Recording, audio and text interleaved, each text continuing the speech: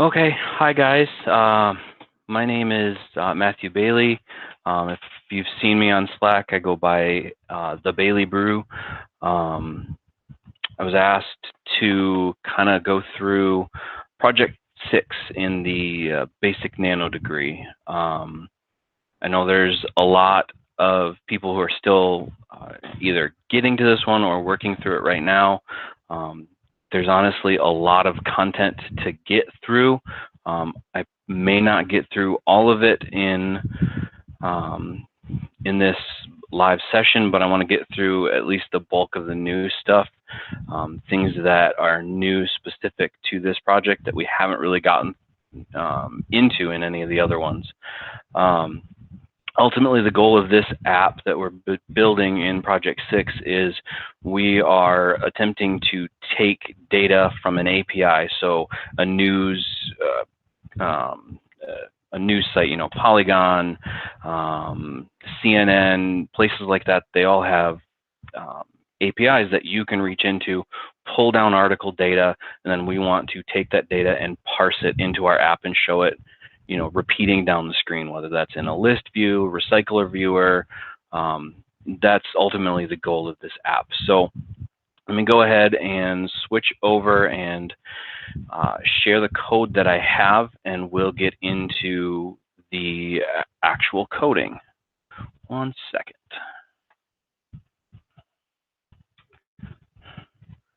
Okay, so here we go. So this is, I went ahead and I just kind of built a very basic layout. I added some of the things that at this point in the course, when you get to Project 6, these are the sort of things that you should already be comfortable building. So I didn't want to waste the time to code all of this part out with you watching. I want to get to the pieces that are going to be new. So obviously when you build an app, you start with your main activity. Preview of it is going to look kind of messy because I have all of the features set for being visible at this moment.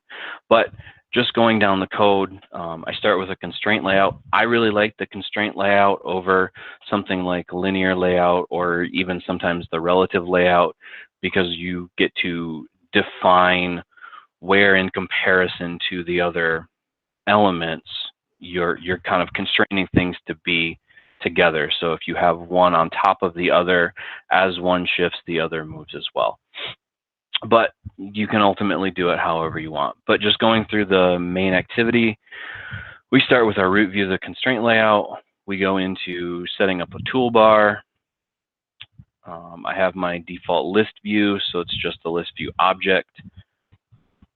And then I have a nested relative layout, which has an image view as the background, that's this Android guy, and then a progress bar around it.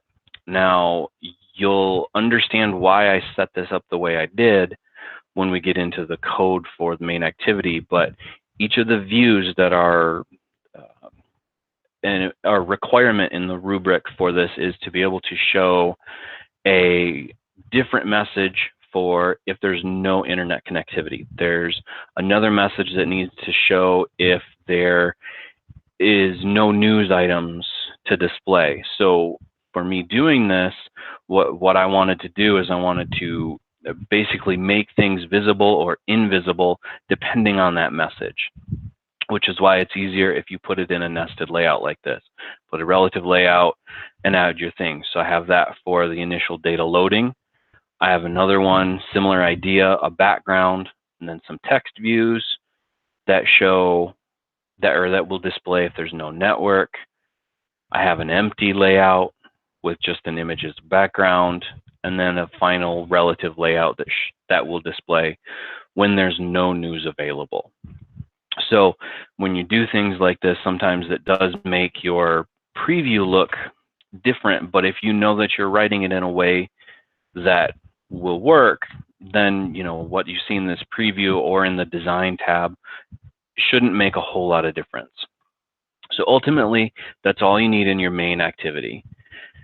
And then since we're doing this, we're we're taking data from an API and we're putting it into a list view, we need to define what our list view object looks like.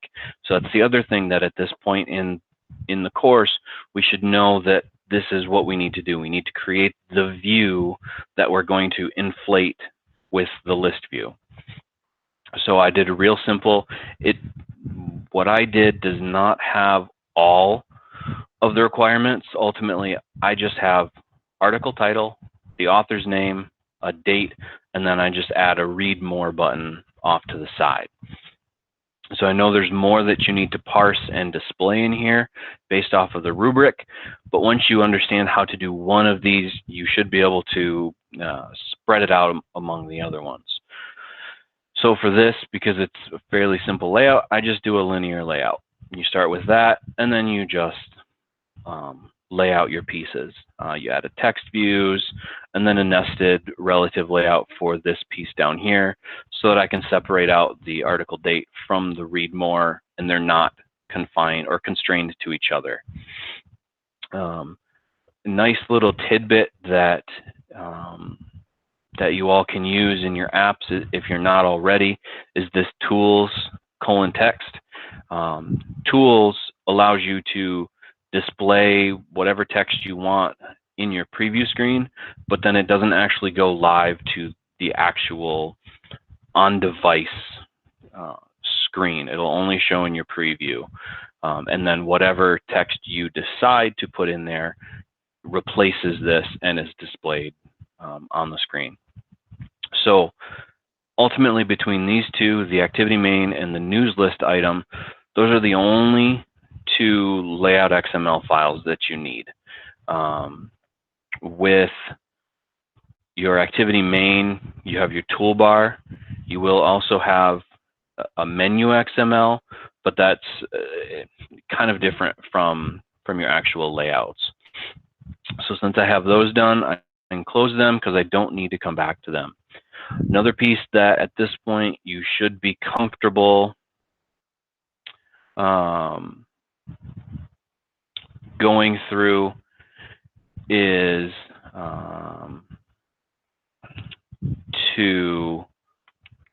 one second, let's see.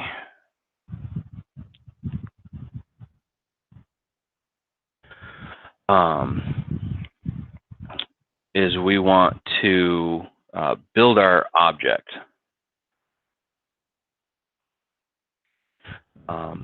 This is another thing that we should be fairly comfortable with, is we want to build our custom object.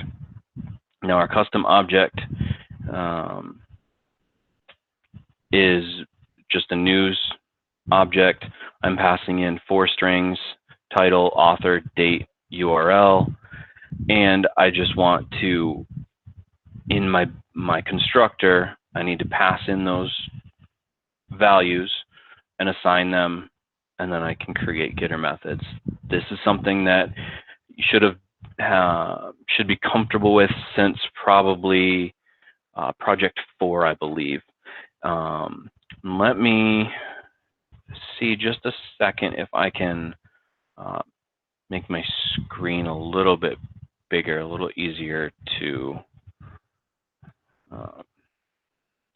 see on the screen. I'm used to my large screen and trying to put as much text on there as I possibly can. So let's get this a little zoomed in. There, that might be a little bit better.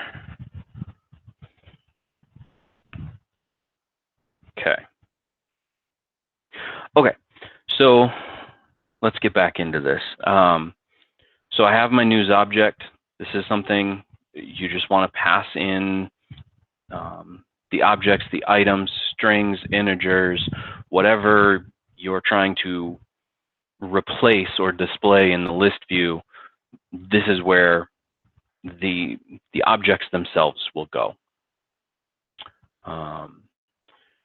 Next thing that you should at least be starting to get comfortable with is building your adapter.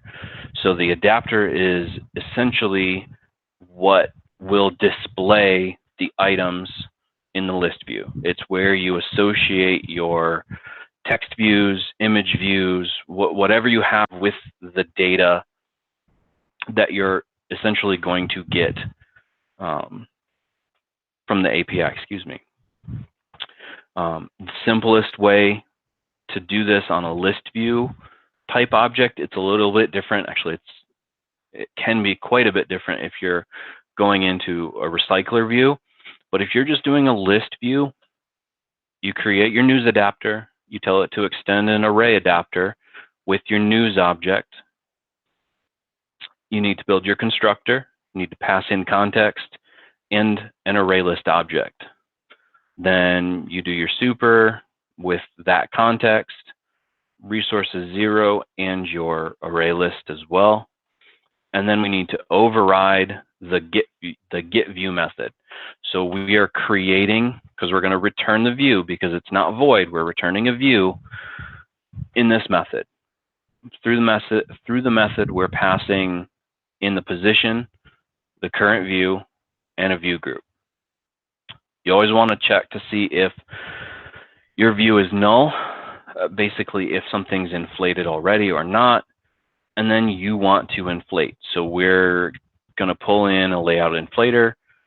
We're going from our context, and we're going to inflate our news list items. So that's the XML that we just walked through, which is your unique object or your display object. And then we're going to put it with the parent, and we don't want to attach it to the root, so we're going to say that's false. So once we've done that, that's essentially the act of inflating it onto your screen. So getting it so that all of the data that we're going to get will be repeated on the screen. So we're inflating the view, and then it's going to go in and run this method every time that the list view until the list view is full.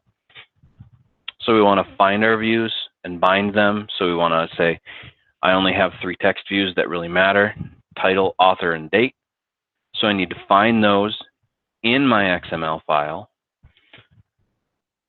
And then I need to set the text from my news object to those specific views. And then I'm going to return the overall view back. And that's essentially what's going to be repeated. Last little bit that I have created is just the bare bones of my main activity. I have my layouts defined. I'm running my find view by IDs, and then I have the on create options menu and on options item selected. That's just for the toolbar at the top, just to inflate the toolbar, and a switch case that looks at which menu item was selected. As you add more, your switch cases extend and get bigger and bigger. Okay, so that's all the code that I have written so far outside of like colors and a few dimensions and my styles. But that's where we should start from getting into this. All of those things should be kind of understood at this point. So now we need to actually get into the actual collection of the data, parsing of the data, and then actually displaying it. So we want to start with a new XML file or a new Java class. And I'm going to start with the query utilities. We're going to create 2 new Java files, and then we're going to update the main activity, and we're done with this app. But I like starting with the query utilities just because that's kind of where I like to start. So first thing, whenever I do a new Java class, I try to add my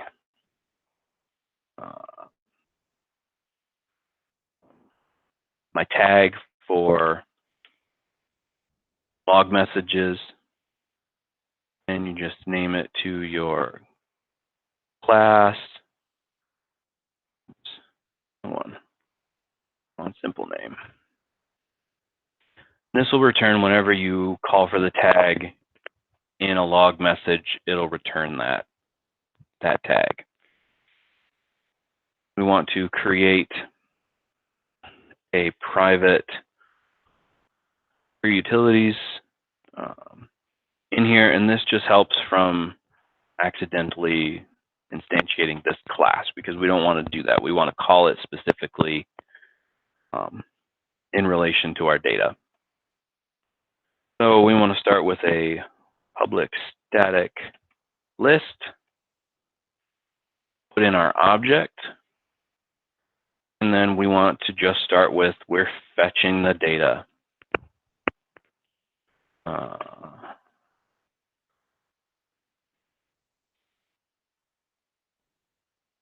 And with this, to fetch the data, we need to pass something in.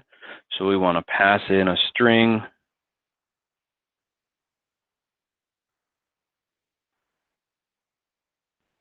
And then get going.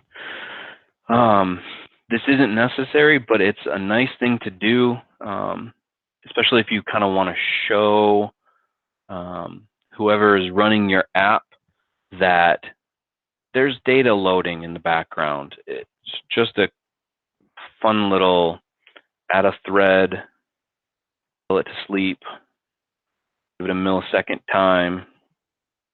It doesn't have to be long, but essentially this is going to just slow your app down a little bit and show the loading screen as you're going. So we need to try and catch. And the catch is just an interrupted exception.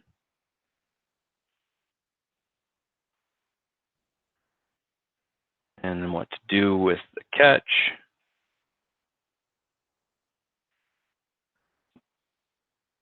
Just grab the wrong one. I want an error because it was an error. And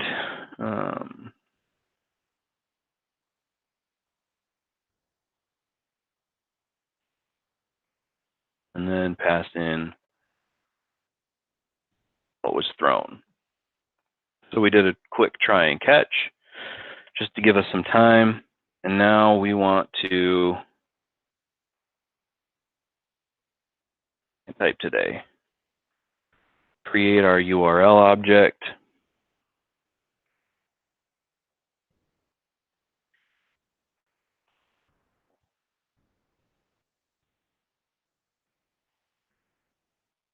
We're going to pass this through a method that we haven't created yet, but it's always nice to make methods and get some of the logic out of the individual pieces that we're doing. That way it's easier to find what you're looking for. If you need to get back to it later, you can just follow the breadcrumbs that you leave yourself. Next thing we want to do is we want to actually perform our HTTP request. We're going to do this. We are going to create a basic string, call it JSON response, and we're going to set it to null. And then we're going to try something. We're going to try to get JSON response and set it equal to or make HTTP request. Once again, this is a method that we have not created yet, but we want to pass in our news URL that we created in the create URL method. So pass that sucker in. And then we need to catch our errors, and this one should throw an IO exception.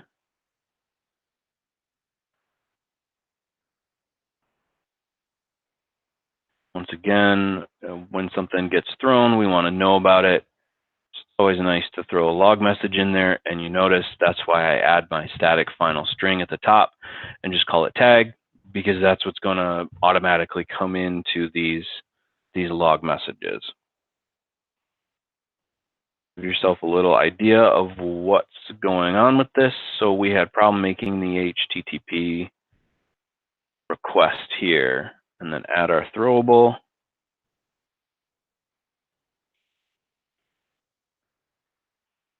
And we move on to our next little piece of the puzzle, is extracting the relevant data.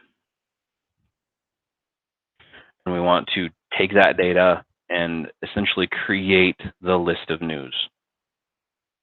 So to do that, we're going to use our list, our news object that helps define what is supposed to come into this list.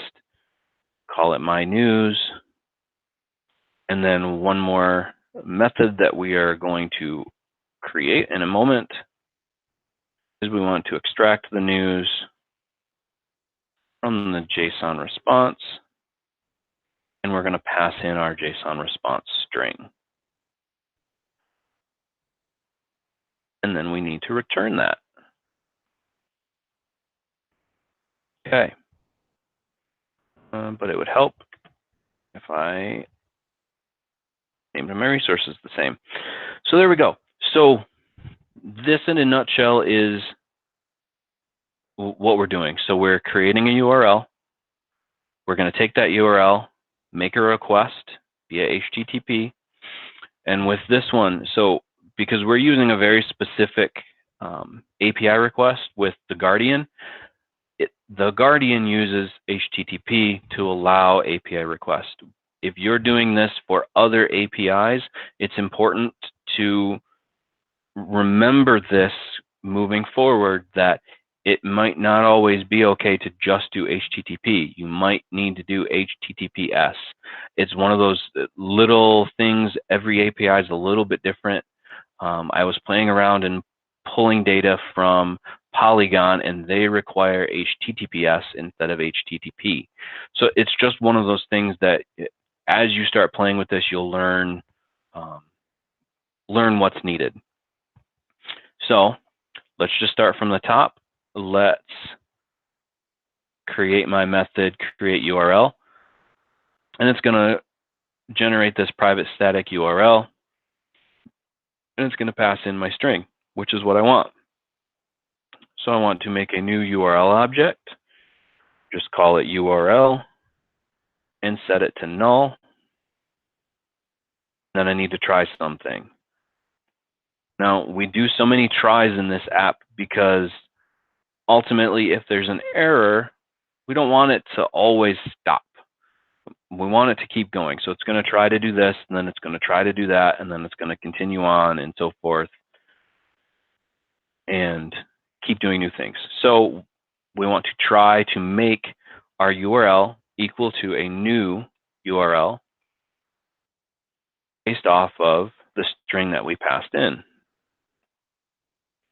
Now you'll notice it already automatically highlights it in red because it's expecting a catch statement. So it wants me to catch if there's a malformed URL exception. So throw that in there. As soon as you do that, add your braces, it's gone. We need to do our error log and had a problem building the URL. Pass in your throwable object. And then after the try, we need to return the URL object that we just created.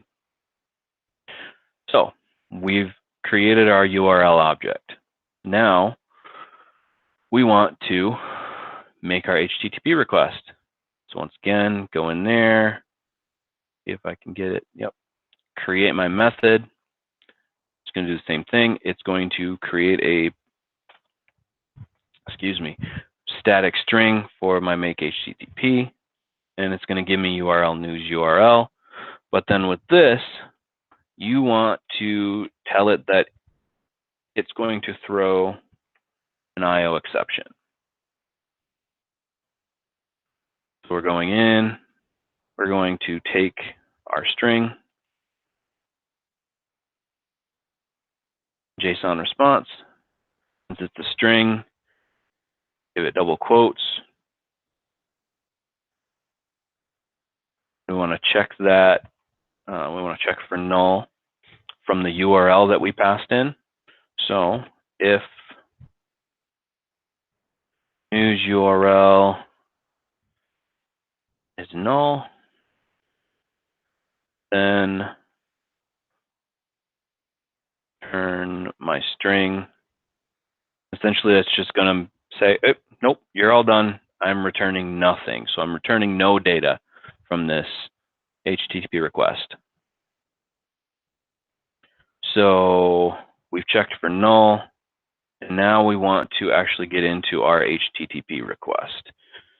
So we're going to create an object, an HTTP URL connection, and you'll notice this is what I was mentioning earlier.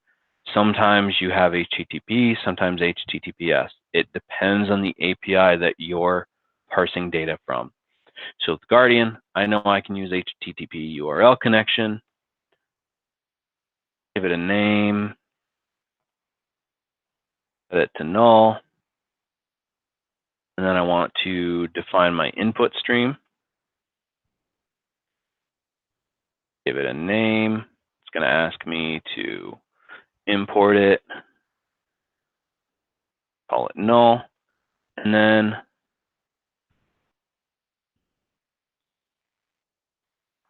I need to try some more things. And this is where we're going to try and create the connection. So I'm going to take my URL connection and I'm going to set it equal to, I need to pass in my object type, take my URL and open the connection. Then I want to take my URL connection and I want to set the read timeout.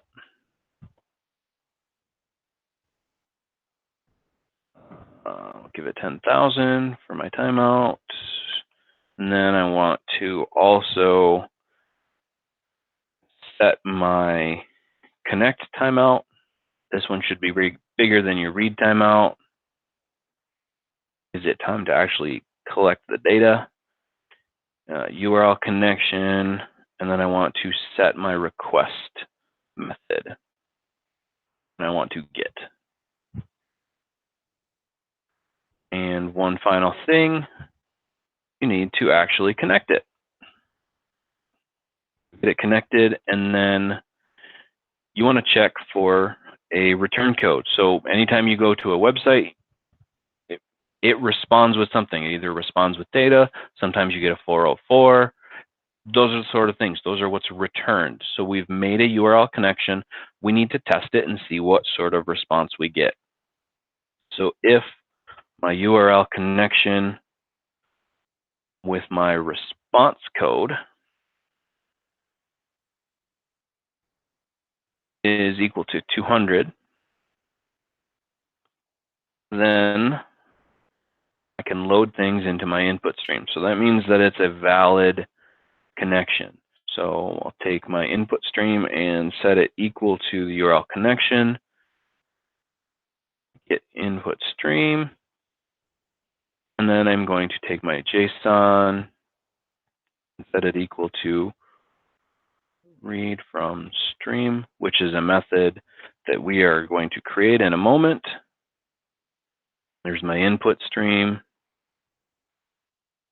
And now, because it's an if, that means that there could be an else. So what are we going to make the app do when it doesn't equal 200?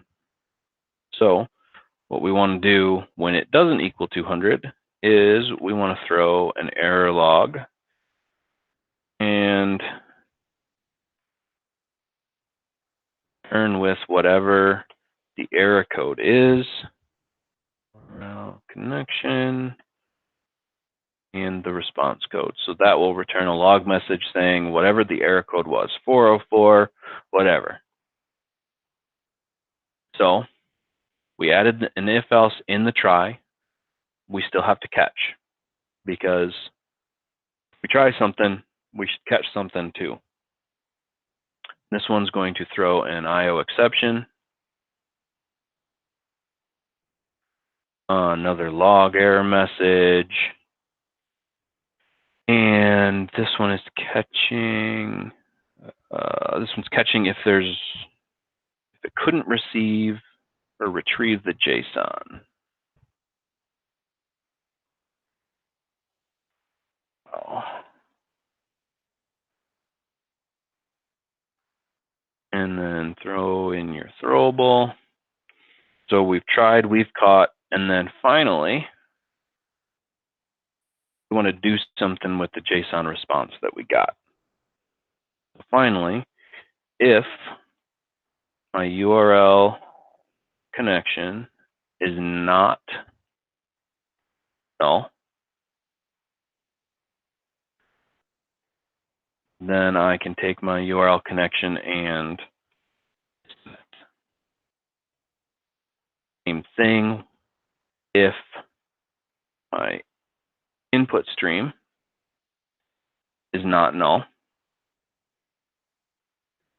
then take my input stream and I can close it. That essentially just kind of takes care of closing things, dethreading your app, basically stops the network connection, all those sorts of pieces. It's collected the data that we need. So after my try, catch, and finally, I need to do something with it. So I want to return the string that we read from the stream. Okay. So we've done the bulk of it. We have two methods left. I want to extract the news from my JSON, I think is what I want to do next. Yeah, we'll do that one. So this one is private static. I'm doing a list object, and I'm passing in my JSON response that we just created here. So with this, essentially I'm defining the individual pieces out of the JSON response and how they should be applied. So I care about having a title, care about having an author, care about a date, and I want a URL.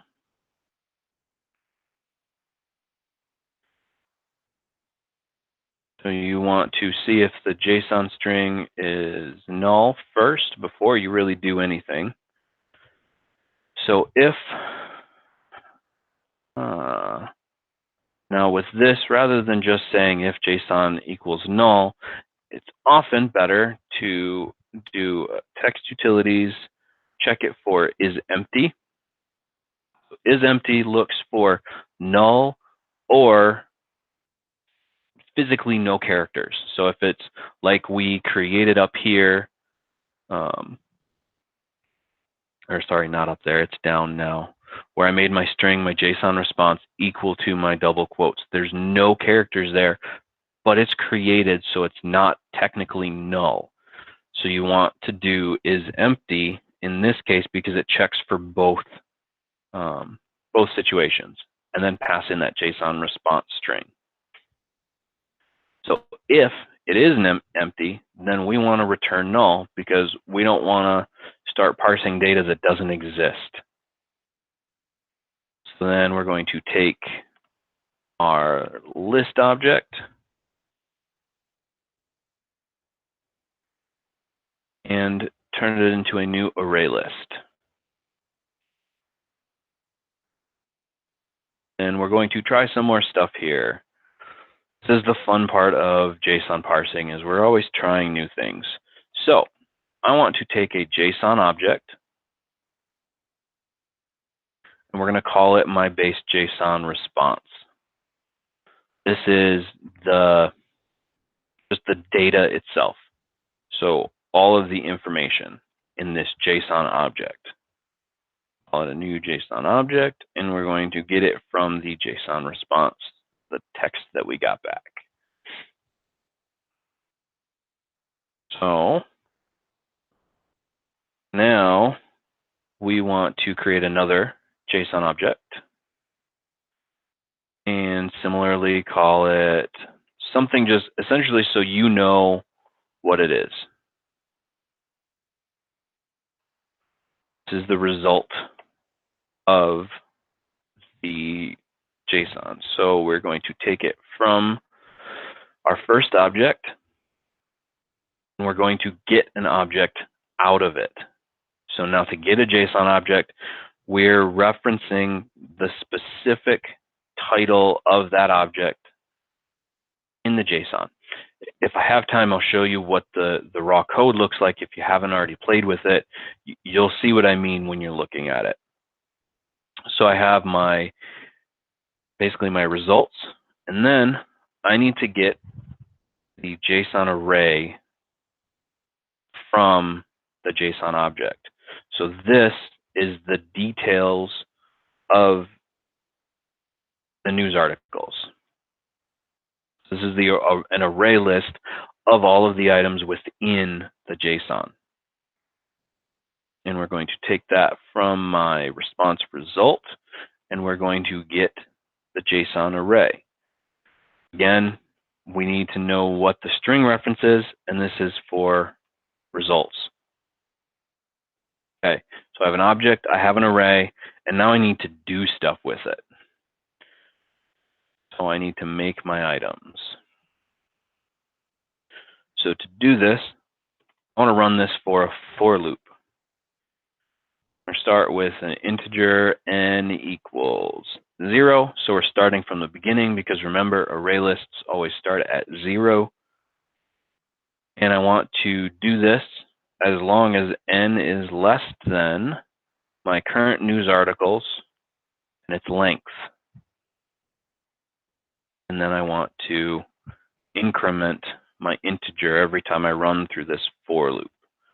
So within the for loop, I need to get a new JSON object. So I need to get the JSON object for a current article. And I need to get that from my array list.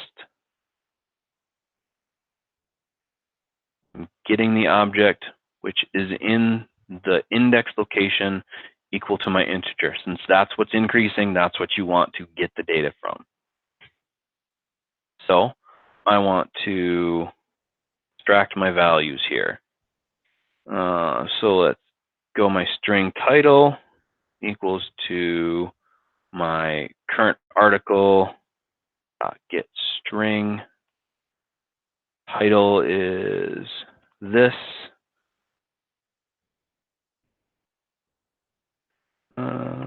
Let's grab my URL source equals current article dot get string. Again, give it another string reference. This one should be web URL. And then, since I'm not going to have time walking through formatting the date, that's something that you should have probably played with at this point. I'm not going to walk through too much of that, but you're going to set that same idea to the get string, and that one is associated with web application date. And then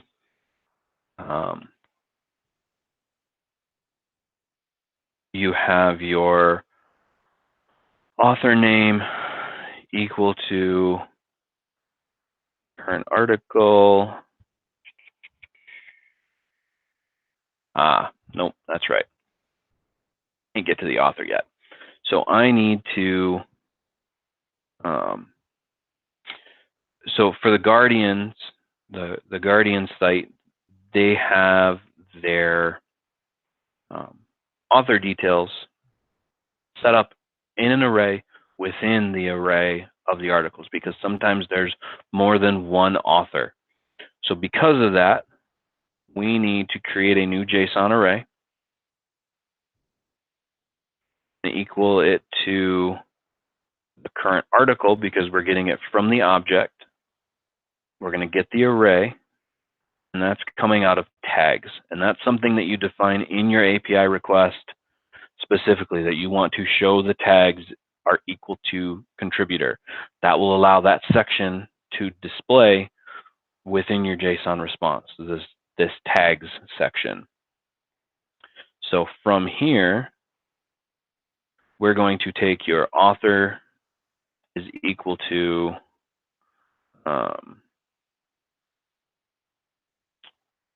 one more. I need my JSON object for it. So current author is equal to the array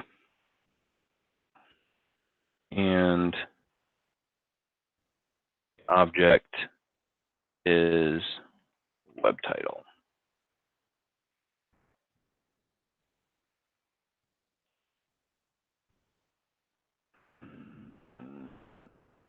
No, that's not right.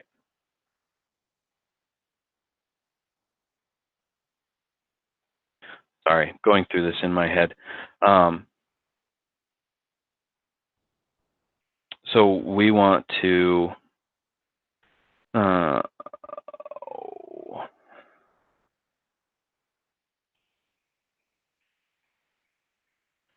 that's right, because it's an array. So this is the one that slipped up a bunch of people, and it's slipping me up right now, is because there are multiple authors sometimes. You want to take the specific position of that array.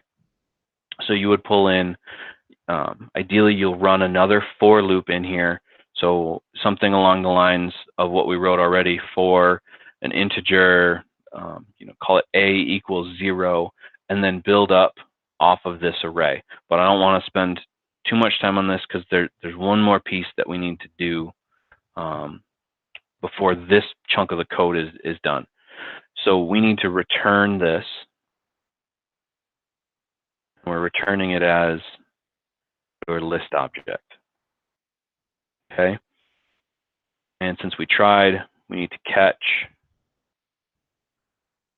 JSON exception.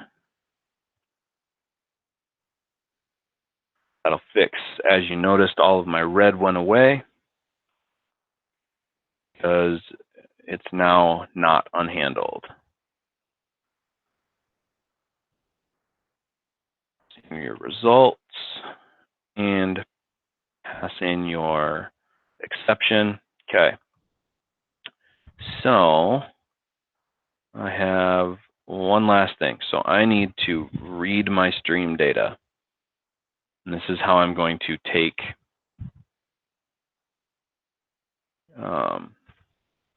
the input stream and basically turn it into what we just did. So I need to create that method. It's going to give me a static string.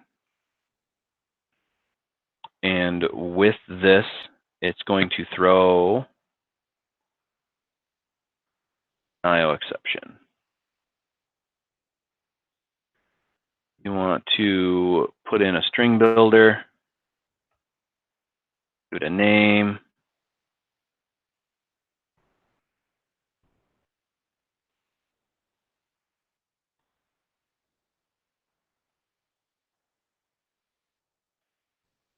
If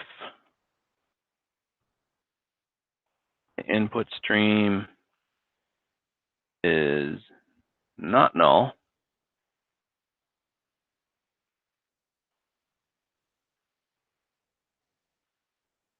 then I'm going to create an input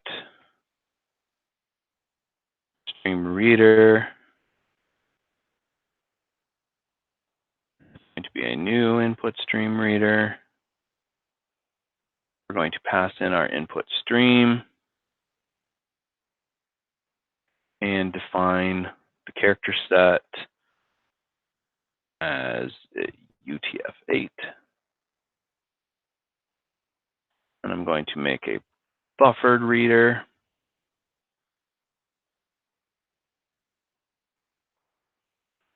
And it's going to be a new buffered reader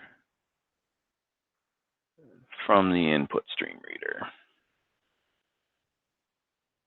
And I need to make a string lines. This is a line of text. It's going to take it from my buffered reader It's going to read the line, and then while line is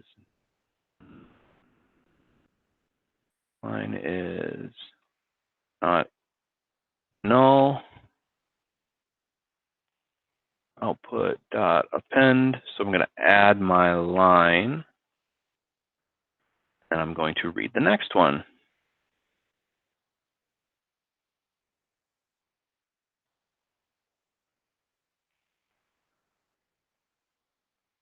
And then I need to turn my output dot to string. So that right there is the entire query utilities that you would need to write, minus a few oddball pieces in here when you're parsing your JSON. I got a little lost myself going through that.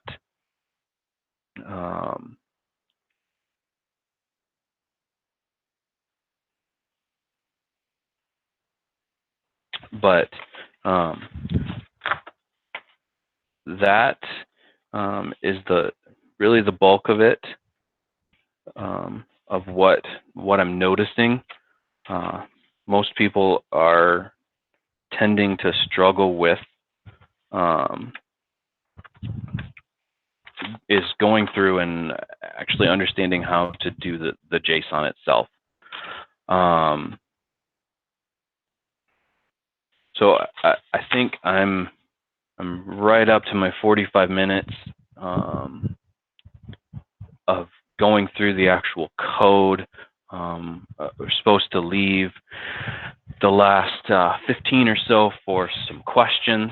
I've already been given a few that I can kind of go through. So let's take a look. Okay, so one of the questions that I've gotten is structuring the API request itself. Honestly, every API is going to be a little bit different.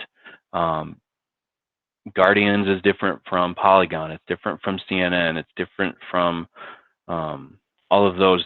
There's little intricacies, but on most of them, if you're pulling from their API, there's some API docs that explain what commands are appropriate. So, for instance, for the Guardians, since I have mine already pasted in here, it's pulling my API and it's searching. I'm pulling a from date of June 1st to August 1st.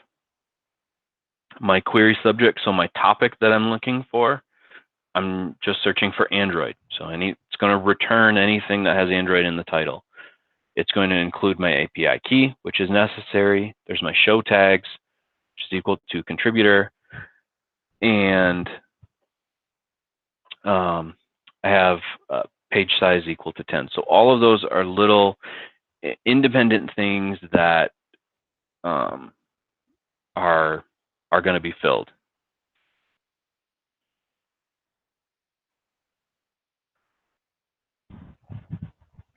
I think we're going to switch to a few live questions now in the last about 10 minutes.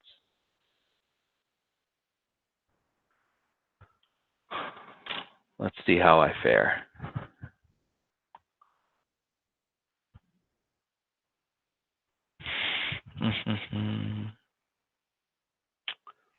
Let's see. Oh, I have one other question.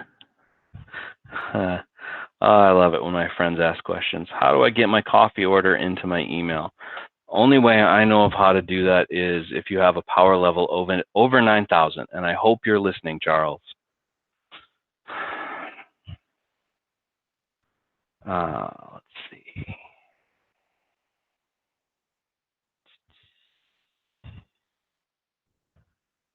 I have one, how to parse.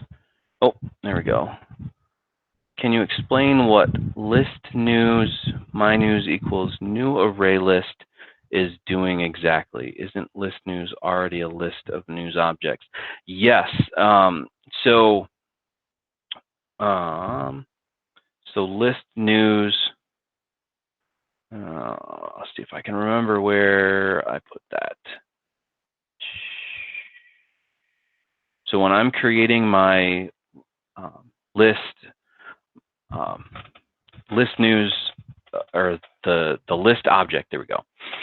So when I'm creating my list object of news is equal to my news and defining it as an array list, that is partially personal preference. So a list can only have the same object. So a list itself, you can have a string, you can have a list of strings, you can have a list of integers. So because this app you can return that data as different things, ideally you want to take your list and essentially turn it into an array list, because an array list allows you to take in multiple inputs. So instead of just having all strings, you can have your first index be a string, second index be an integer within that item. So, say your list has 5 objects in it, you can have object 1 be a string, integer, another string, so on and so forth. So that's where this list news, my news, is equal to a new array list. You want to turn that into an array list because essentially it's more flexible. It's kind of like when you're working with a class and you're extending it. An array list is an extension of a list. It takes everything that the list could do and adds new functionality. It's the same concept as a class.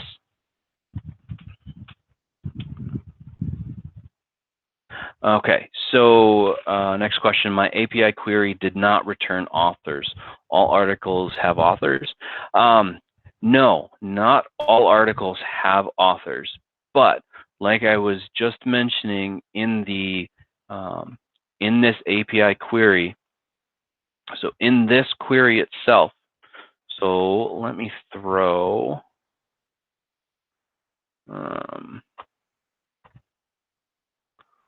browser up here a second. And I'm going to put in, so this is my query.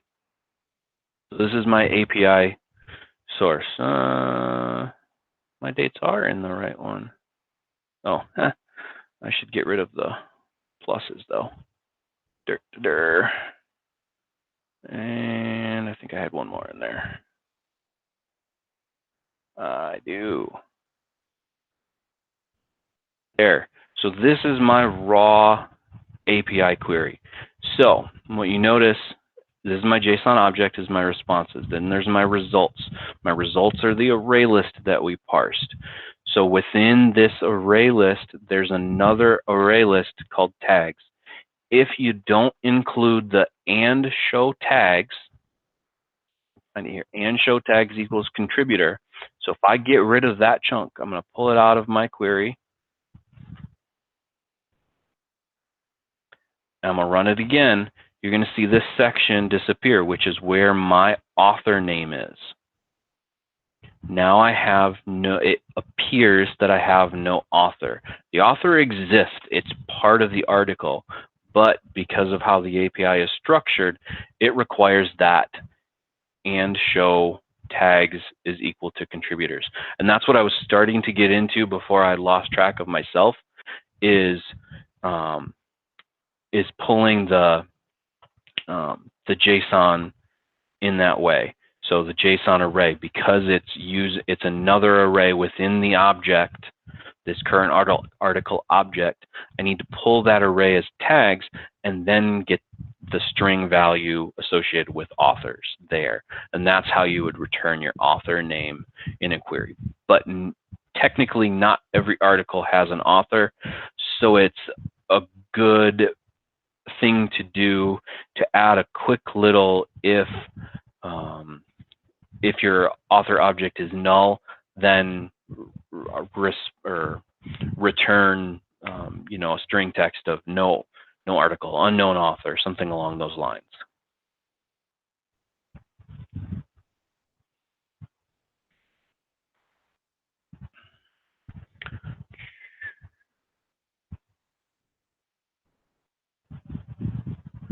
Let's see, my review feedback says to check for URL connection within the app and also the JSON response. Do the try-catch statements implement this connection checking?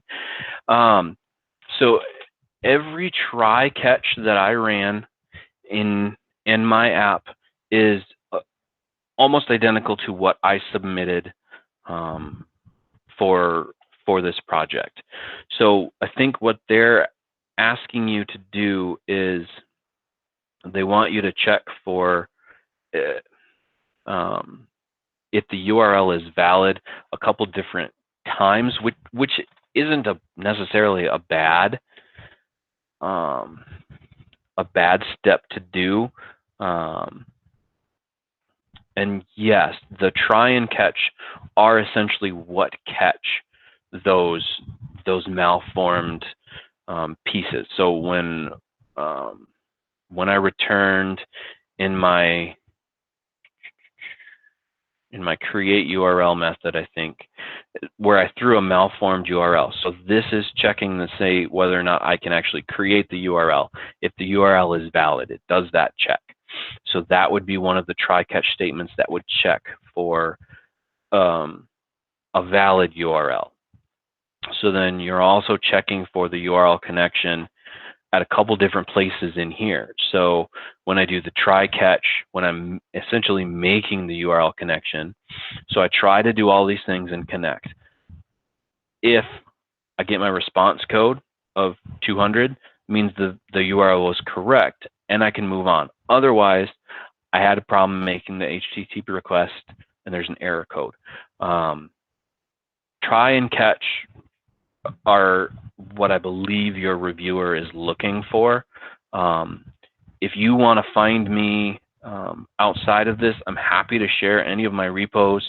If you want to look through some of my code and figure out where mine differs from yours, I'm happy to do that. That might help in understanding kind of what that reviewer is looking for.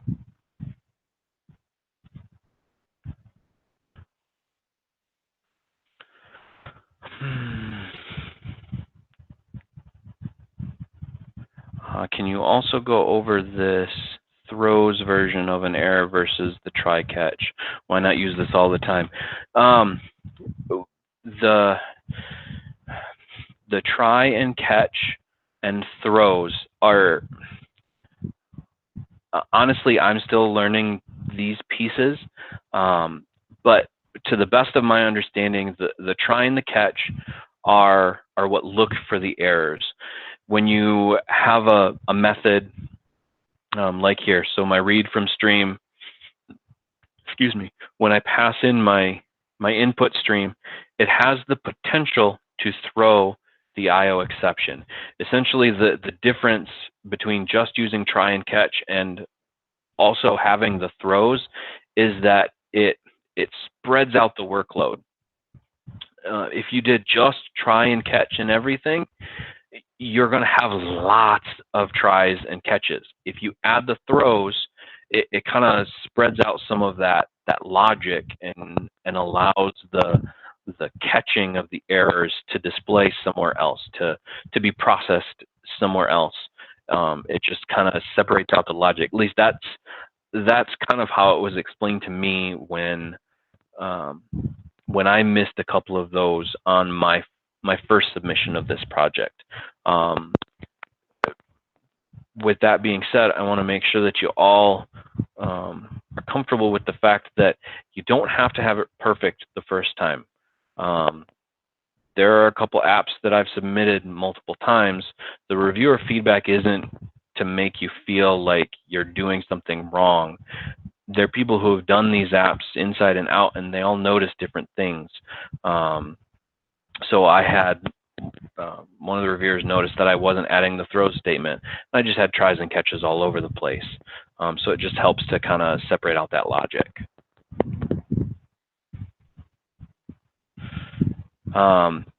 I think we are all out of time.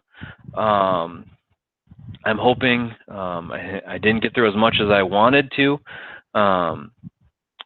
but I'm hoping at least some of this helps you get through this project moving forward. If you have any questions about anything that I went over, please feel free to reach out to me on Slack. I'm happy to help however I can. I'm not quite done with the course yet, but I'm pretty close. I'm on the last app, so I've gone through most of these a few times. There's lots of us out there that are willing to help. You just got to ask the questions. So with that, I think I'm going to end this this live webinar. Hope to see you on Slack. Thanks.